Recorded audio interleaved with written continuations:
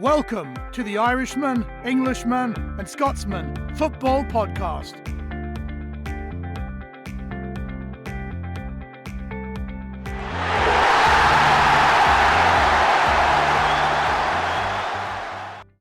Hello, and you're very welcome to another episode of the Irishman, Englishman and Scotsman Football Podcast.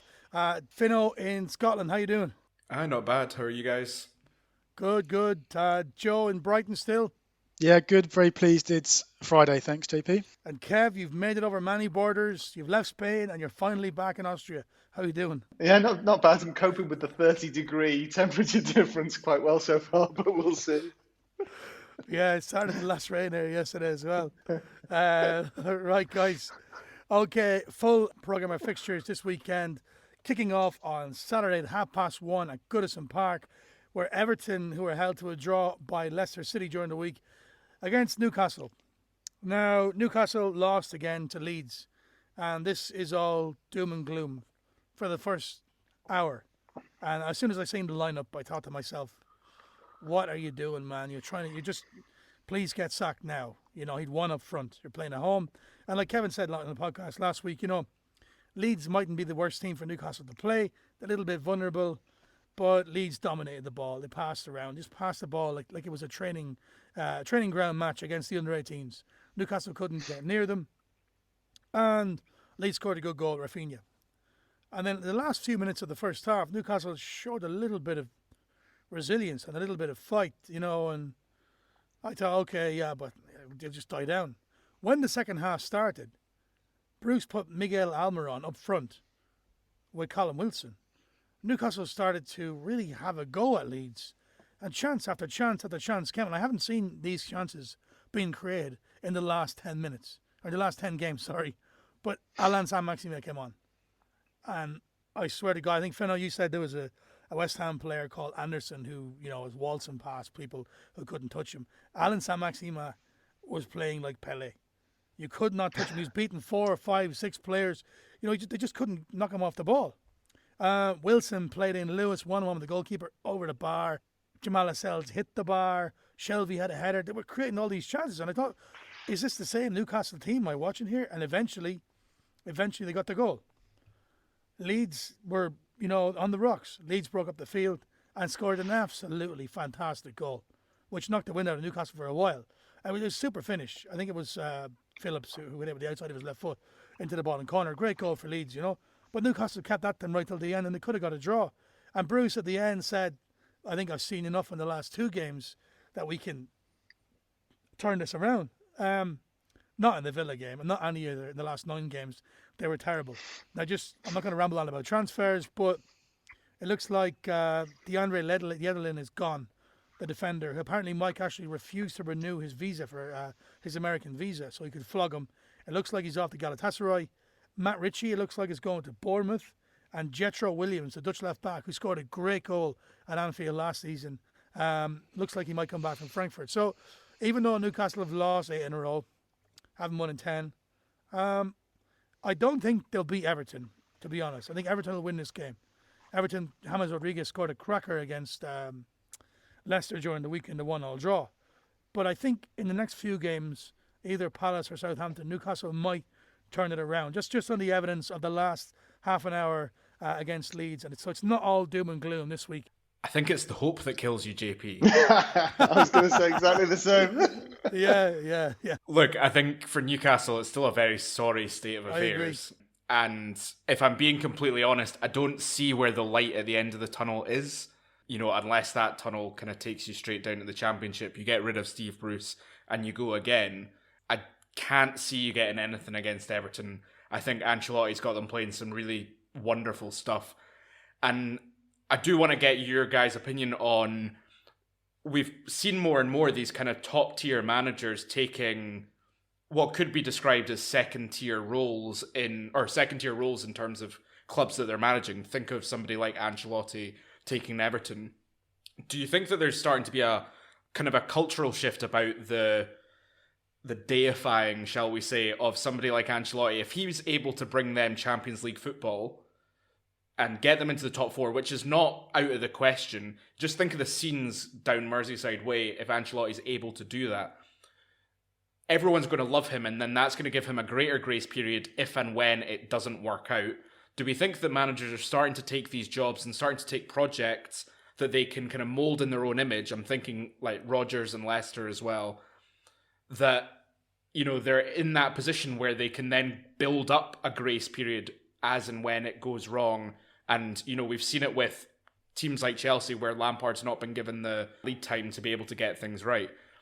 My only question about Everton, and I think it's something that Ancelotti has tried to get right but hasn't been able to do so yet, is the goalkeeping position. Again, in midweek, I know Pickford was potentially at fault for Leicester's equaliser.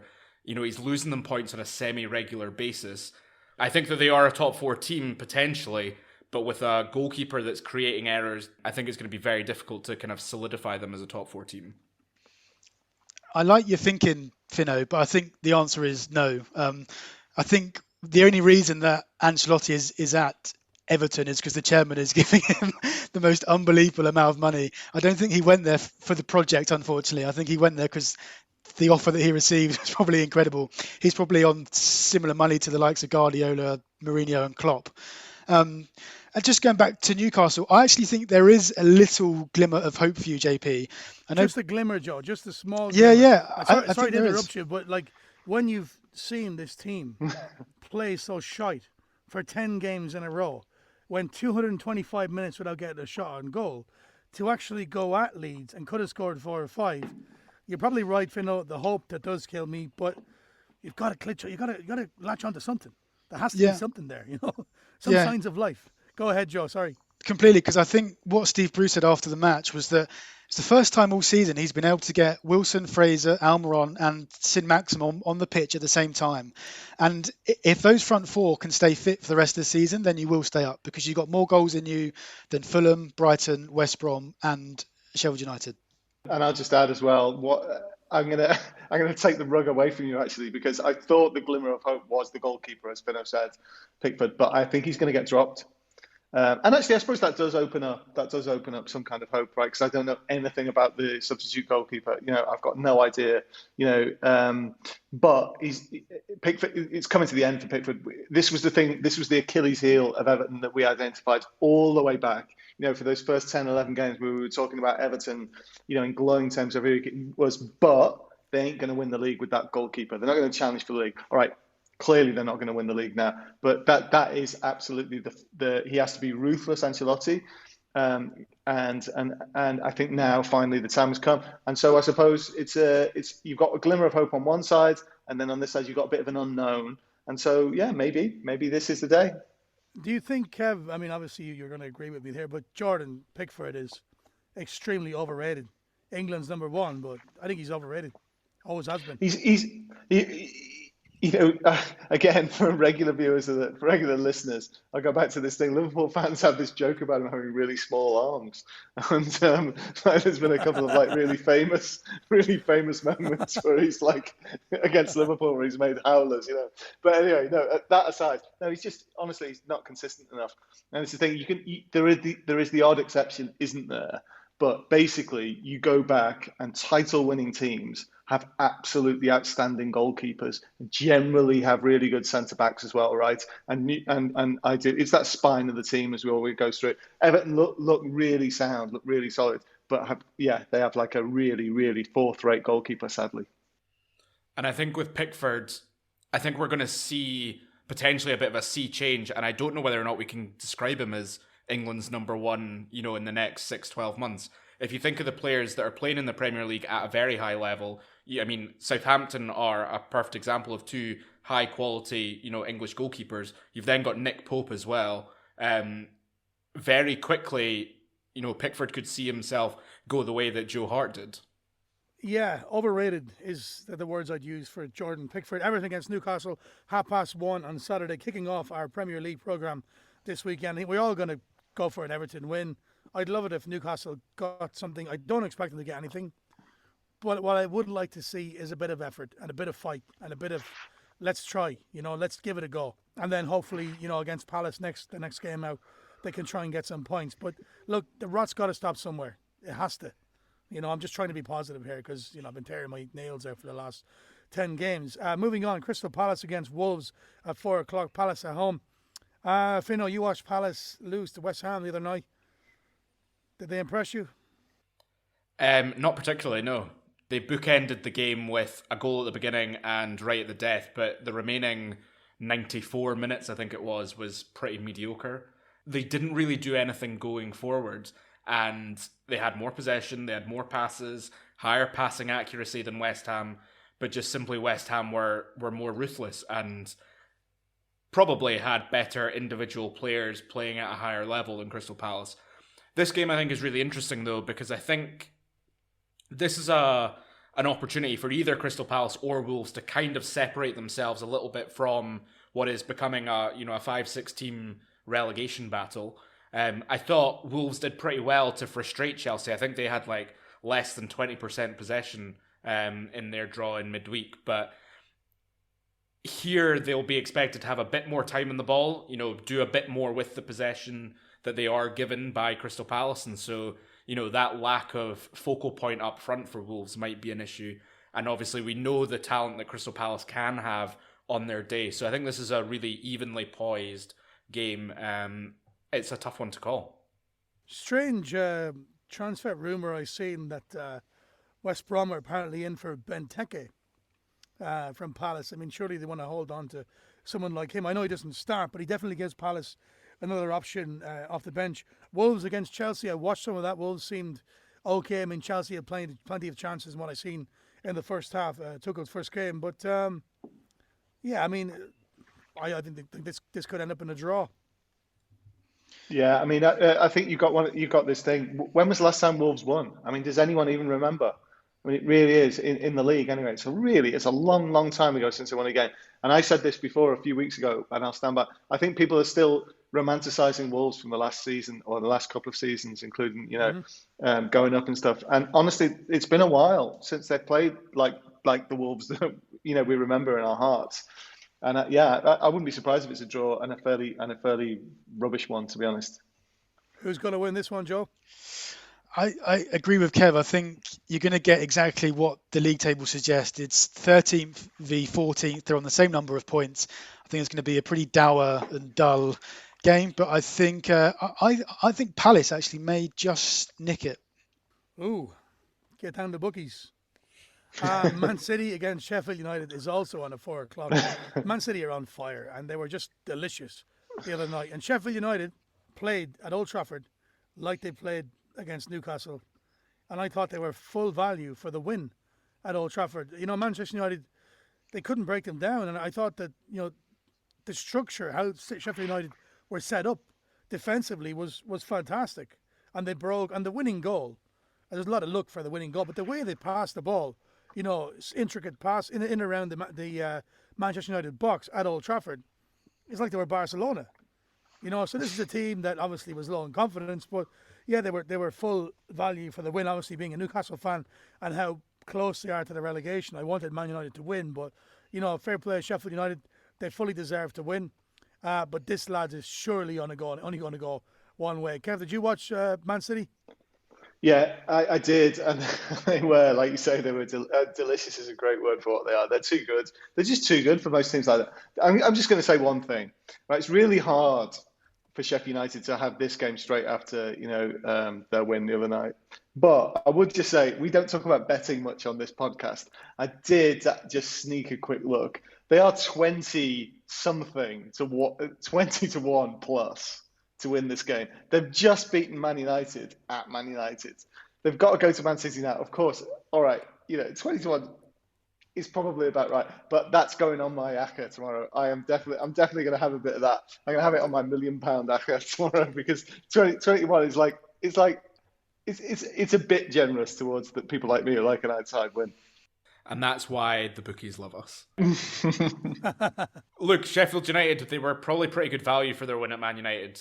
Here, they're definitely not going to get anything out of it. But at the end of the day, if you were a Sheffield United fan, you were looking at these two fixtures, both Man United and Man City back-to-back, and you're going, well, that's a guaranteed 0 points. So they're already up on their expectations. Man City are a machine. They're swatting everybody in front of them out of their way, with very clinical and definitive ease. The big thing here for Sheffield United is the next game after Man City is West Brom. If I was, the Sheffield United backroom staff, I'd be going, go out and enjoy yourselves against some of the world's best players, and then realise that you've got to go and play a real relegation 6-pointer in a few days' time after that, because Big Sam's not going to make it very easy for Sheffield United. I think the thing here is that Man City won't make the same mistake as Man United. Man United were so arrogant in that match. They turned up, they made quite a few changes. They thought that all they had to do was turn up and win. And Man City won't do that. And I just want to say on Man City is, yes, they are incredible, but what is even more amazing is that they're doing this without playing a single striker. So against West Brom, their front three was Mahrez, Sterling and Foden, the kind of Silva and then Gundogan kind of interchanging. So they're scoring all these goals without an actual striker on the pitch. It's remarkable. Gundogan's one of those players, I think, that's really stepped up this season, especially over the last kind of 4 or 5 games. And he's also added a few goals to his game, which, maybe weren't needed in previous seasons when you had players like Silva or Aguero chipping in with them. But he's really stepped up to the mark and kind of taken that mantle on. And Man City, they are arguably, favourites for the league. I think this this showed a slight flaw, and that there's a lesson to be learned here for Solskjaer and Man United. I watched Man City recently, especially against Aston Villa. And Man City are used to being at the top of the table, and they're used to teams sitting back and defending against them and trying to break them down. And the Villa game, Man City was a cracking game. Villa went at them, but, it was late on when Man City controversially found the answer. It was like Kev, we go back to what Kev said earlier on in the season, find a way and win ugly. Man United are not used to being in this, excuse me, Man United are not used to being in this lofty position and having to go to all these games, I think, as, favourites from a team at top of the league. And they couldn't unlock the door. They had no answer to how Sheffield United set up. If you look how Man City are, they're very patient and they keep rotating and recycling the ball across till they find that gap that's eventually going to pierce your armour and get in and get that goal. Man United, play better away from home on the break. They couldn't, with all the players they had, Pogba and Fernandes, they couldn't break Sheffield United down. So, yeah, we all know Man City will win this game. And going back to what you said there, Fino, you're probably right. But the backroom staff, would they even rest a few players against Man City because the West Brom game is so big?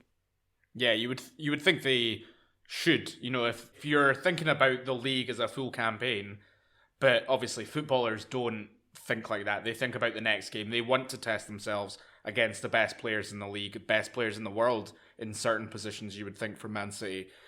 It's a very difficult decision to then, take a player off. If you think of somebody like Ollie Burke who, scored the winning goal, do you then go, actually, we're going to wrap you in cotton wool so you don't get injured so you can play against West Brom? But has he maybe not, deserved his chance against Man City? It's a very, it's one of those grey areas of football management, I think. I don't know much about him, but I do know that his first game of the season was against Newcastle a few weeks ago. So he's not, I wouldn't say he's fully fit. Maybe that's why they brought him off the bench. But I mean, he scored goals in Spain and in Germany. So, he's a talent for sure. Also at 4:00, huge game with the Hawthorns. Big Sam's West Brom against Fulham.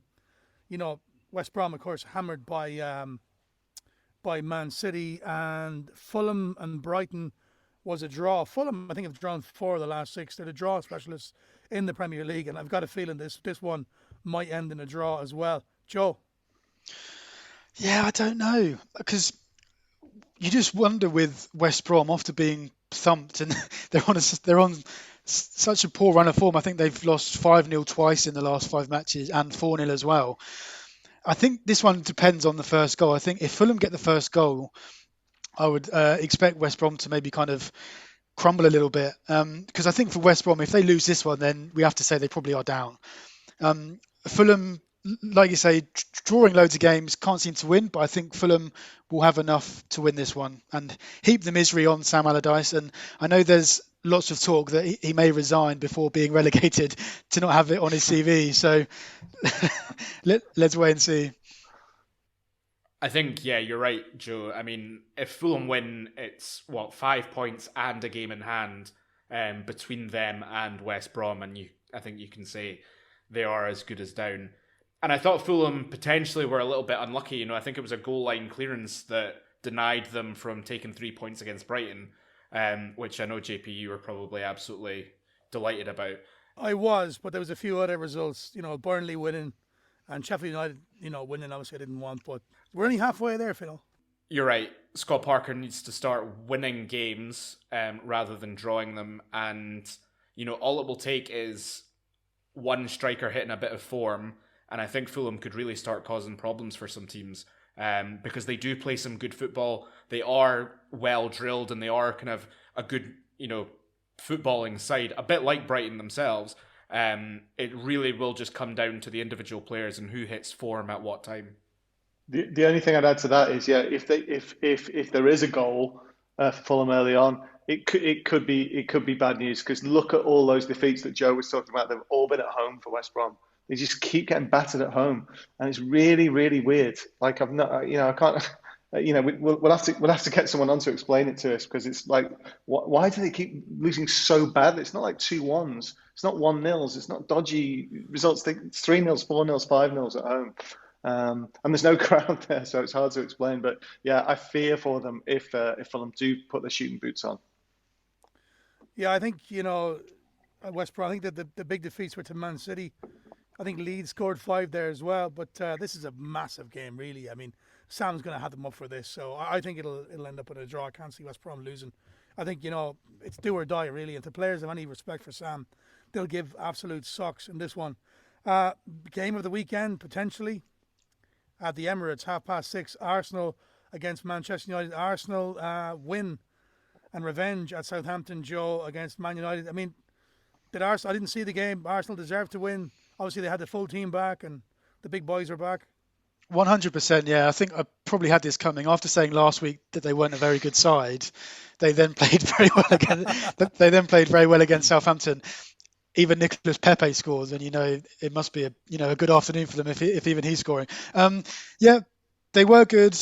You'd obviously expect a massive comeback from Man United after losing to Sheffield United. You would think that they're really going to come into this match wanting to put it right and put in a good performance. Arsenal, they carried quite a threat going forwards, but Southampton did have both of their fullbacks weren't playing. So we had Valerie and Vokins, 2 of the youngsters at fullback, and they kind of exploited that. They won't have that against Man United. But I think this will be a good game. But I just think that Man United, after losing to Sheffield United, will be bang up for this game, and I think they'll win. We'll start to see whether or not Man United's mettle can be tested as a title-winning team, and if that's a legitimate claim for them, or if they just simply hit a rich vein of form, at the right time. Arsenal, they kind of shocked me a little bit as to how they played against Southampton compared to how they played in the FA Cup. I've heard it described as Arsenal potentially taking a scalp here by winning against Manchester United. And I think that just shows the level at which Arsenal are currently at. The Premier League has grown up around Arsenal Man United being, a clash of titans. And now we're talking about one team potentially taking a scalp by winning at home against, what could be seen as a rival. I hope for the title run-in's sake that United win here simply just to keep pace with, the quote-unquote noisy neighbours. I can't be doing with that. But anyway, regardless of that, I'm going to go back to goalkeepers one more time. De Gea. Are they going to win the title with De Gea in goal, or do they have to think the unthinkable? One of their club captains, even if he's not the captain, one of the most senior players, let's say, then put it like that. Massive contract, massive reputation. Not playing anything like as well as he should be, is he? I think last week, Joe, yourself and Kev summed it up. I mean, you said Arsenal are not that good, and Kev followed up with, who have they played? Southampton are on a bit of a dip.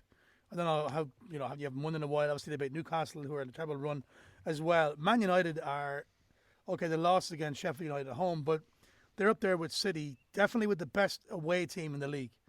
I think they'll go there. Arsenal have to go at them. But I think that'll suit Man United down to a T, and I think they'll get the win. And yeah, I agree, Fino. It's nice to see as many teams up there as possible for as long as possible. We don't want the repeat of last season's disaster where it's over with 2 months to go, and you're like, oh God, what am I going to do now? Go fishing? It's a disgrace. Back to you again, Joe. Southampton, the late kickoff, 9 p.m. Central European time, at home to Aston Villa. Villa were beaten by Burnley 3-2. No one expected that. I mean, they went on a bit of a run. Obviously, they beat Newcastle quite comfortably, but anybody would these days. But this might be a game Southampton will fancy now. Potentially, yeah, but I was kind of scratching my head at how Villa lost that game because they were playing fantastically in the first half. They were absolutely brilliant, and if they play like that again against Southampton and maintain it, then they will beat us. Obviously, the first round of fixtures when we played Villa, it was 4-3. It was one of the best games of the season so far. Southampton were 4-0 up, I think, in the first half, so I would take that again for sure. But you're right, we are on a bit of a dip. I think we've won 1 in 7. And I think we have to put it down to the spine of our team. We've been missing Vestergaard and Romeo, who are two crucially important players for us. I think Romeo is back this weekend. We need Danny Ings to start scoring again. He hasn't been banging them in as much as we would like. I think we've lost a little bit of confidence and we're just a little bit flat. Obviously, Hasenhüttl, he likes to set us up so we're high press, all energy. And when we lose a little bit of energy, we're nowhere near the same team. I'd like to think we'd still have enough to beat Villa, but I'm not convinced. I wouldn't put money on it at all.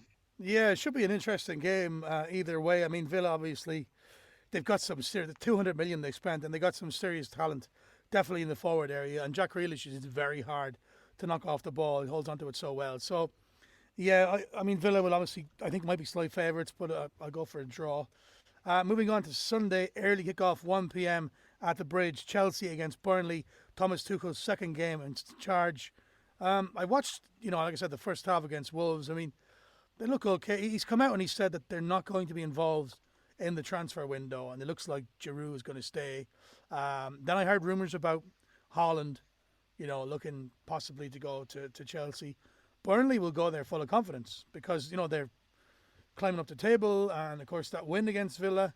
And they'll make it very difficult for Tuchel and Chelsea. Burnley have to be riding, the highest of waves after, as Joe said, Villa are a great footballing team and they managed to claw that back twice and then get the winner. You do just wonder whether or not that little bit of time that Tuchel has had on the training ground compared to the Wolves game will pay dividends here. But I think the biggest question mark around this game is what the formation looks like, who's in the starting 11 and who's not in the starting 11, because we've already seen quite a significant change. As you've said, Giroud went from perennial kind of on the bench to starting against Wolves.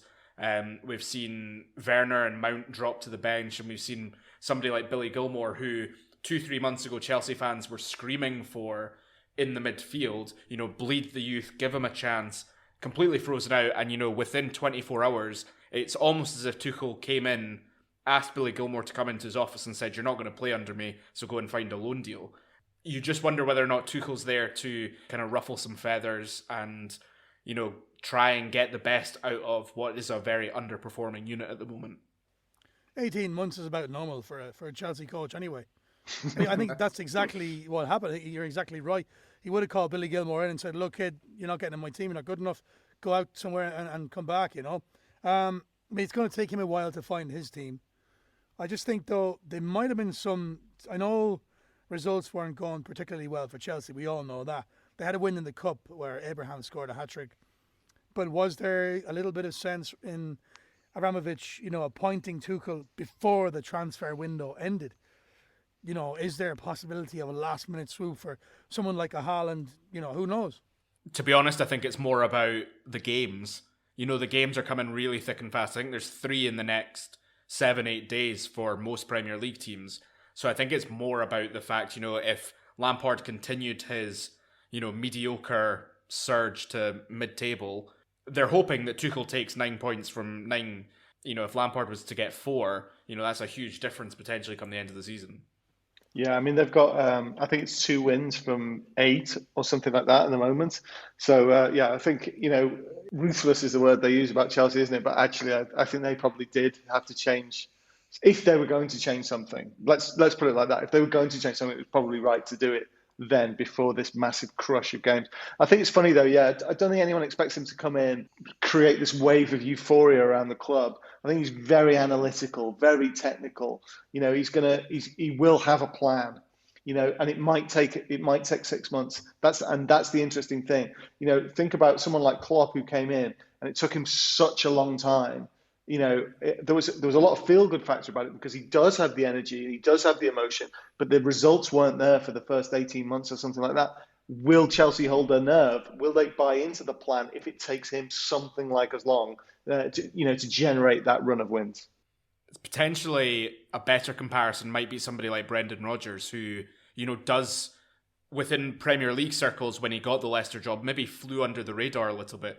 Tuchel came out of the PSG job not with the ringing endorsement that you might have expected. He's come into Chelsea when Chelsea are a bit of a basket case, and now he needs to put in his systems and allow, the process to take place. Whereas you say Klopp was a bit more, riding on the crest of a wave, a bit more euphoria around it. But yeah, I think Chelsea are probably one of the more interesting teams to watch in the second half of the season. Not because they're the greatest footballing side, but just what happens, both on and off the pitch.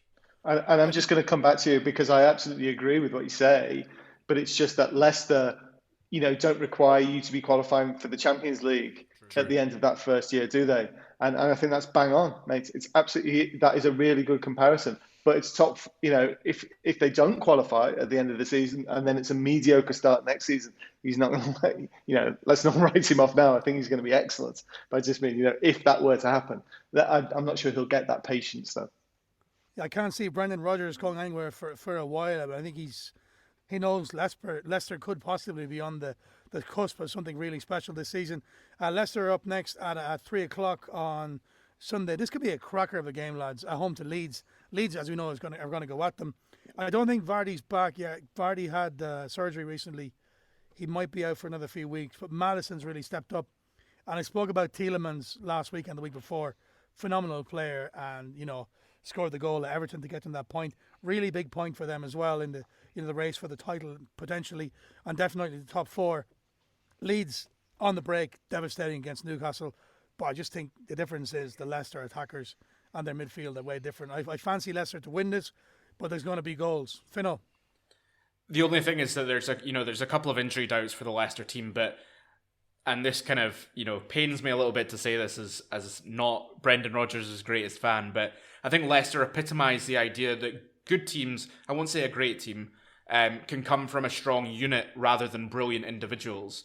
If you think of players like Albrighton, Castagna, people like Johnny Evans, they're all usable 6 out of 10 players in the Premier League. They're maybe not good enough for the top four, but they are, solid Premier League players. And then you add in that sprinkling of, a Jamie Vardy or a James Maddison, and you really then start to see that consistency that you need to get to the kind of the top half of the table. And then that sort of, effervescence of some really high quality players. And I think Tielemans is probably, the epitome of that. In some ways, I think kind of Leicester is the model that Leeds should be kind of looking to emulate. They should be trying to get themselves safe and then start building towards, building a really exciting team that's built around, a strong unit. And then I could see, Leeds making, a proper run. Here, I don't see them necessarily getting a result. But, Leeds on their day, you just never know. Fino, I would love it if we got Brendan Rodgers on the podcast so you could chat to him and ask him about that picture in his house. Yeah, Leicester against Leeds, 3 o'clock on Saturday. Next game is Clash of the Titans. It's the battle of the podcast presenters. Flying high West Ham. And I got to say, he's got this little cocky look about him, Fino, these days, seeing as West Ham are winning, And Liverpool have got their fire back, having won at Tottenham. This should be a cracker, lads. Take it away, Fino. You're at home. Go first. It's a free hit for West Ham. No, it's not. Oh, it absolutely is. Now you can't. That's balking. Absolutely a free hit for us. Look, we've not dropped a game in 6, and we are flying. We somehow have found a way to win. Liverpool, up until midweek against Tottenham had hit a bit of a dip in form. But, if you told West Ham fans that, in August, September time, that we were gunning for a European place or even just kind of top half of the table, we would have bitten your hand off. There needs to be an element of perspective here for West Ham fans that we are having, a really great season, and for, some reason we are, in and around the top four. Now that we've got Bryn Rama in permanently, we've freed up a loan spot. All the rumours are that we've signed Jesse Lingard on loan and that we've beaten out Newcastle and West Brom for his signature. It'll be interesting because that then means that we can give Fornals a bit of a break as to being that creative force as that kind of number 10. The only thing that I would say about this game, and Kev, I kind of tee you up a little bit nicely here, is it's a must-win for Liverpool. Not because, they need to keep pace with City, they absolutely do. But if you look at their games after West Ham, I think it's, Man City, Leicester, Leipzig, Everton. That's a crazy February run for Liverpool. And, little old West Ham, they need to take 3 points. Yeah, I think that is that is teeing it up pretty well. And I'm going to look on the bright side for once with Liverpool, because I think actually it might not be such a bad thing for Liverpool to have a run like that, actually. Because like I say, with Van Dijk out, it's a bit like the Liverpool of old. And it's actually not such a bad thing for Liverpool to be playing the bigger sides, actually, I think, because it's sometimes those smaller sides that cause the old Liverpool quite a lot of trouble. And I think I would be completely positive were it not for the injury situation again at the back, because so regardless of anyone else who's out, I think they have had extraordinarily bad luck with centre backs, and I think it is hard. Jordan Henderson playing did a really good job in midweek, and then of course Matip getting injured again. Fabinho's out already. I mean, honestly, you wonder who's going to. I guess it's going to be Henderson and either Phillips or Nat Phillips or Reece Williams again at centre half, which is really dodgy. So the only thing I'd say is, so that's the downside. I think there's going to be a few goals. I think West Ham will cause us some trouble. But what's the positive thing is, Klopp was talking a lot about confidence, right? He called it a little flower that had been stamped on. I don't think that game against Tottenham was about confidence. I think if you look at it, a bit more, look at it quite closely. Maybe not closely, because I don't believe any of us have the faintest understanding of football tactics anymore. It's like so fucking complicated. But what I think happened was Klopp has found a way to play Thiago and Firmino in the same team now. And I think that with it, both, I thought Firmino was fantastic against Tottenham. Caused them so much trouble. He got the goal, which he probably needed for a bit of confidence. But it wasn't just that. It's the running off the ball. It's being available to take that pass all the time. It's the trouble he causes that defence. And now having Thiago, who seems to be playing a bit further forward, who seems to be able to run with the ball into space as well. It was almost like having those two.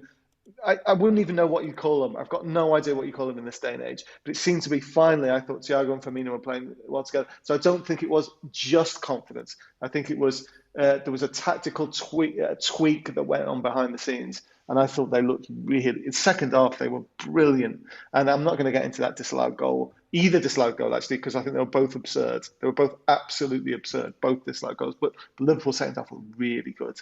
I think it's a very interesting tactical game, as you say, probably because of the injuries to Liverpool. But if you think about the spine of the West Ham team that will likely go into that game, you've got Dawson, Souček and Rice, and then Antonio. Souček has been arguably the best signing in the Premier League in the last couple of years. The vibrancy that he's given that West Ham team, he plays like Kante in defence, and then he's, as agile going forward. He can dice himself through, the tightest of situations. And then because he's tall, he's able to head like a centre-back. All it takes for that West Ham team, though, is for one of those four to go down. And I'm looking at Mikel Antonio to go down with an injury.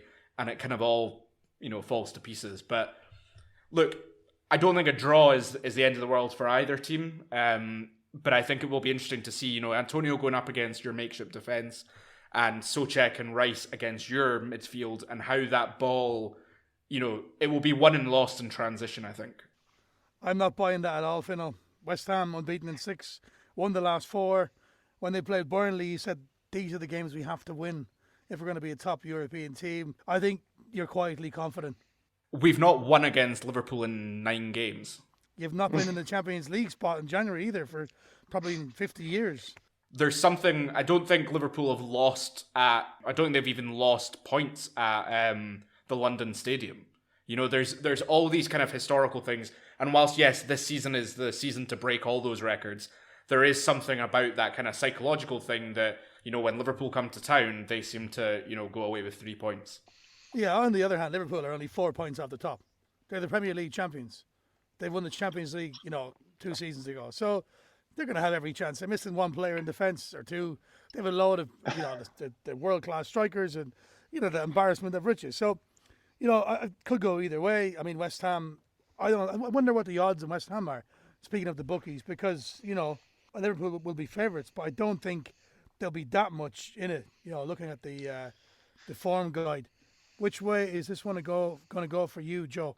The huge thing for Liverpool is that in their last couple of games, Salah, Mane and Firmino have all scored. And that's huge because once their front three are playing well and firing, it gives confidence to the whole team. So, like you said, Fino, I'm really intrigued to see, because West Ham's strongest part of their game is their defence. I think your 2 centre-backs have been absolutely outstanding for the last 10 games or so. So I think Liverpool's front 3, who are all playing well, against West Ham's back 4, who are also playing well, I think it's going to be intriguing. But I expect Liverpool to win. 17-5 for West Ham to win. But Liverpool to win and both teams to score 23-10. That's not a bad shout. Yeah, I think West Ham West Ham are pretty solid at the back as well, and there's always a goal in Antonio, but I think Liverpool have a lot up front, and yeah, I honestly couldn't call this one. It could be a draw. Final game of the weekend, Brighton against Spurs. Kev, I didn't watch Spurs against Liverpool, but they're becoming annoying. We really picked them up, and the players they have up front. Did they play negative, or did they go out against Liverpool? Did they give it? No, a go? they definitely gave it a go. They were unlucky not to be a goal up. Like referred to the disallowed goal for Son after 4 minutes, which I think was one of those dodgy VAR. All right, whatever. It was one of those marginal decisions. Let's put it like that way. But no, I thought they were fine. It was just they did make a lot of mistakes. They made 2 or 3 very costly mistakes. In defence, and then in the second half, honestly, they just weren't at the races. They really weren't. I was very disappointed with them. And 2 things I'd say: I don't know, and we'd have to get a Spurs fan on to tell us probably. I don't know what the plan B is without Harry Kane. So I'm assuming he's out for a while. No idea what the plan B is. Honestly, the chances of winning this obviously decreased just purely because of that. And the second thing is, it was Gareth Bale did not cover himself in glory when he came on, I thought, and that's a bit of a shame, isn't it? Bit of a shame. He's injured too, I think. Have I read that both of his ankles went? Apparently, I'm not sure how long for, but I think he's injured too. Fino, you said that Brighton were Fulham were unlucky not to get the win. I don't know, Joe, if Brighton are ruthless enough up front to stay up. I mean, they're definitely not ruthless enough. I think Brighton actually controlled large parts of that game against Fulham. Fulham had that amazing chance at the end, and it did take a heroic defensive lunge from Lewis Dunk. But I think the key thing here, Brighton haven't won a league game at home all season. That's insane. That is insane. And I think until that changes, they're going to be in and around that bottom 3. They haven't got a striker who's going to score them 15, 20 goals a season. They're relying on the likes of, Lallana or Welbeck or Malpai to score them the goals, and it's just not really working out. They are quite strong defensively, but goals is a massive problem, and I think Spurs, even without Kane, should have too much for them. I've been deliberately quite quiet about Tottenham because I think I didn't see the Liverpool game, but Mourinho does need to pick up this team that's now without their talismanic striker.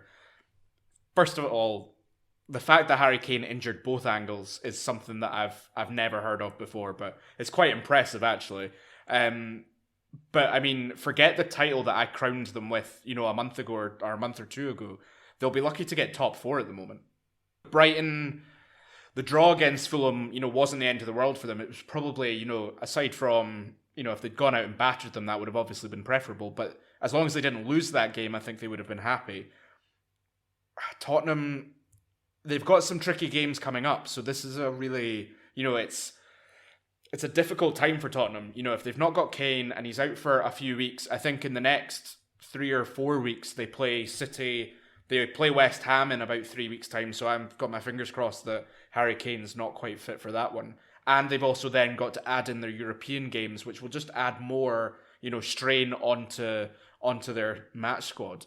If I'm Brighton, I go in thinking that I can get a result here. But if I'm Tottenham, I'm really annoyed that we, lost against Liverpool in such a way and are looking for a reaction from your team. And you just hope that Mourinho is able to, get that out of them. Yeah, I think Tottenham will just have enough. That's the games for us this weekend, folks. Before we move on to the latest masterpiece from our Scout's lyrical genius, I just want to tell you about a new segment that we have on the podcast. Every Sunday, we have a new segment, and it's called Away Day Confessions, where we interview fans from different teams around the world, and they tell us basically their favourite and least favourite away venue and their juicy away day confession story. We're really excited about this on the podcast, and the opening version is on this Sunday when the Irish Republic of Ireland fans come on, and you listen to that Sunday morning. So tune in for that. Kev, what have you got for us this week?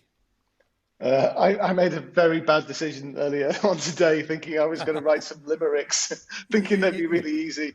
Did you do it in the pub, or is the pub where you're... I did it on the train coming down. On the train, of course, you're back from Spain now, yeah. I am. Okay, here we go. Midweek Premier League fixtures coupled with metrical strictures make the days just too frenetic when you're trying to wax poetic. So I thought, with the clock ticking, this week I'll take up limericking. Change it up for match week 20. 5 lines a game, that should be plenty. Before we start, permit a moan, because honestly, I wish I'd known before this task I undertook, these things are harder than they look. But humbly, your servant Kevin submits these limericks 11. Imperious City atop, West Brom with the floor did they mop. It was good night Big Sam, wham bam thank you man, 5-0 losers, odds on for the drop. Okay, I said 5 lives per game, but I think it would be quite a shame not to mention the strikes from Ilkay and the likes of João Cancelo, give him a claim. United though, they came a cropper. Should they think of replacing their stopper? Was De Gea not trying when out jumped by Keane Bryan? As howlers go, this was a whopper. Maguire got them back all square. No one gave Sheffield United a prayer, but they kept up the work, and then Ollie Burke struck quite late to United's despair. What other results caught the eye? Well, Arsenal are now riding high. 3-1 be the Saints, who could have no complaints as my forecast last week went awry. And what can we make of West Ham? They've passed one more derby exam. Okay, proceed with caution, but 1 goal from Dawson and 2 from Southside, well, goddamn. Last but not least, take the Reds, who've had fans banging walls with their heads. 8 hours without scoring can get pretty boring. Would that Spurs attack tear us to shreds? You had to feel sorry for Son. After only 4 minutes had gone, Kane's pass set him free. He scored only to be called offside despite looking on. The ref was then ready to blow for half-time, but then what do you know? A centre from Mane proved far too canny for Dyer, who let in Firmino. In the second half, Spurs went to pot, and despite Holbjerg's splendid long shot, were quite blown away as Trent and Mane tied a tired defence in a knot. So their form is no longer so grievous. But honestly, where does that leave us? City in pole, the league's in their control, and the rest of us can pray to Jesus. I don't fucking know. Great stuff. Thank you very much, Kev. Welcome back to Austria. Thank you. Pleasure. Thanks. In sunny Brighton, Joe, thanks a lot, man. Thanks, enjoyed that. Fino, Bonnie, Scotland, thank you. Cheers, guys. This has been the Irishman, Englishman and Scotsman Football Podcast. Thank you very much for tuning in, guys. We'll be back again on Monday before the schedule ahead of Tuesday. But don't forget to tune in on Sunday for our Away Day Confessions, our new segment. And also, if you're listening on YouTube, hit that subscribe button on the bottom right-hand side. Thanks a lot, guys, and enjoy the games.